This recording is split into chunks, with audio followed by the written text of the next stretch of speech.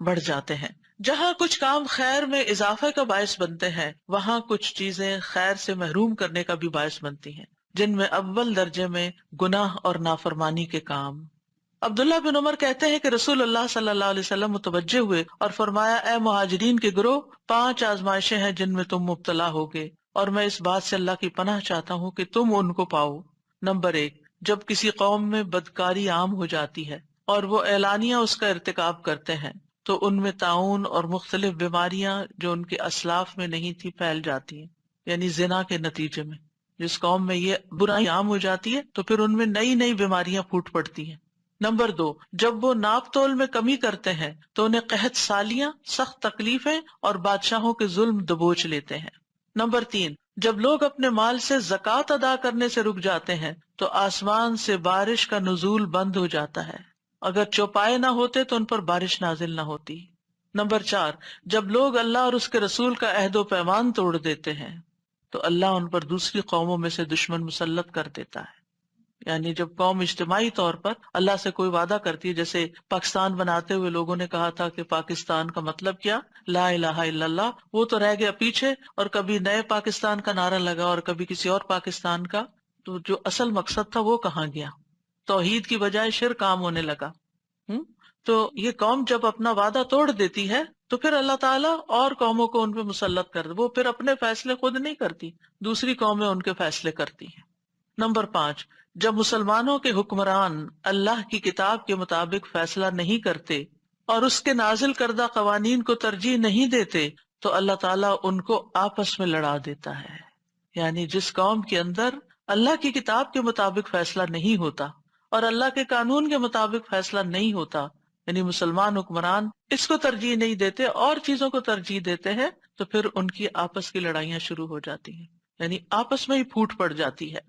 تو اس لیے ان برائیوں اور ان گناہوں سے بھی بچنا چاہیے جن کے اثرات دنیا میں بھی انسان پر آتے ہیں اور انسان سفر کرتے ہیں۔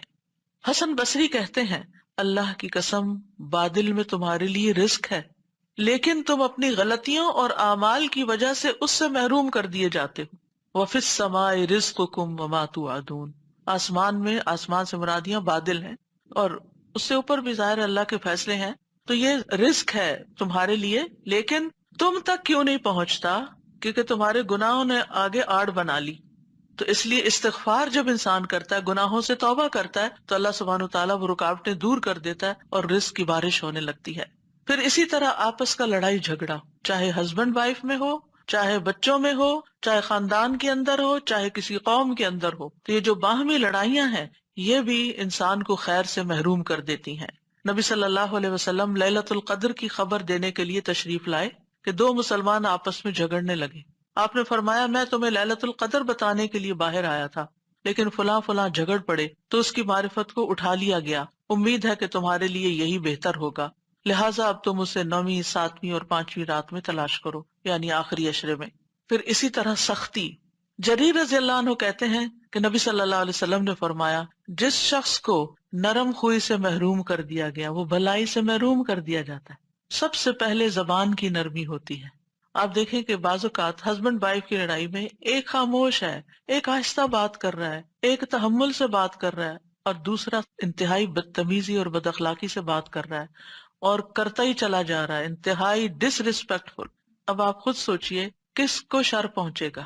یعنی میں نہ میل کی بات کرتی ہوں نہ فیمیل کی، جو بھی بدتمیزی اور بد اخلاقی پہ اترے گا، جو بھی دوسرے کی رسپیکٹ نہیں کرے گا، جو بھی بد زبانی کرے گا، نقصان اسی کا ہوگا۔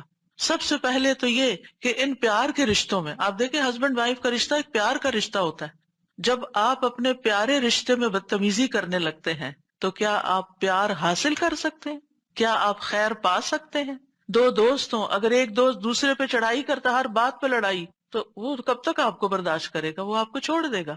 پھر اسی طرح بچوں کے بیچ میں بھی آپس میں ہو، یا نیبرز میں ہو، یا کسی ملک کے افراد میں، یا پارٹیوں میں، یا جماعتوں میں، یا کسی میں بھی، تو نتیجہ کیا ہوتا ہے؟ جو اصل کرنے کے کام ہوتے ہیں وہ پیچھے رہ جاتے ہیں، مقاصد بھول جاتے ہیں۔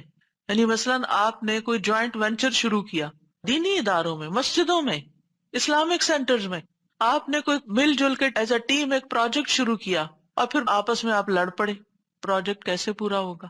خیر کہاں سے آئے گی؟ سوال ہی پیدا نہیں ہوتا. میاں بیوی نے مل کے کوئی کام شروع کیا، کوئی گھر بنانا شروع کیا، کوئی اور کام شروع کیا، آپس میں ہی لڑائی ختم نہیں ہوتی تو کیا ہوگا؟ دونوں آدھا آدھا کر کے الگ الگ ہو جائیں گے.